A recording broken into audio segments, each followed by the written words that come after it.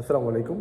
কিছুদিন যাবত ওমানে একটি ভাইরাল বিষয়, সেটা হচ্ছে ওয়াইফাই শেয়ারিং করলে নাকি 50,000 রিয়াল জরিমানা। যেমন আমি ওয়াইফাই নিলাম, পাশের রুমে কাউকে দিলাম, সেজন্য নাকি 50,000 রিয়াল জরিমানা হবে। এই ভিডিওটা পাকিস্তানিরা বিশেষ করে প্রচুর পরিমাণ ছড়িয়ে দিচ্ছে। এই নিয়ে কিন্তু ওমান প্রবাসীর মধ্যে একটি আতঙ্ক বসছে। আসলে এটা সত্যতা কতটুকু? আমি নিজে ওয়াইফাই ইউজ করি এবং আমার আশেপাশে যারা আছে আমি সবাইকে জিজ্ঞাসা করছি যে বিষয়ে, যে সিম কোম্পানি কোনো ওয়ার্নিং দিচ্ছে কিনা। 50,000 রিয়াল, ভাই এটা কি কম?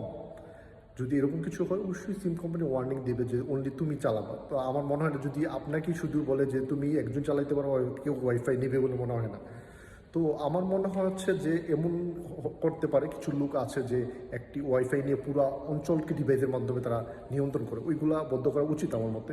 তো ওইটা হতে পারে। তারপরে যদি এই বিষয়ে সরকারের তরফ থেকে কোনো ডাইরেক্ট কোনো নোটিশ দেওয়া হয় এবং সিম কোম্পানি থেকে নোটিশ দেওয়া হয়, অবশ্যই আমি আপনাদেরকে জানাবো। এর আগে আপনারা কেউ আতঙ্কিত হবেন। ধন্যবাদ, ভালো থাকবেন, সুস্থ থাকবেন। আসসালামু আলাইকুম রহমতুল্লাহ।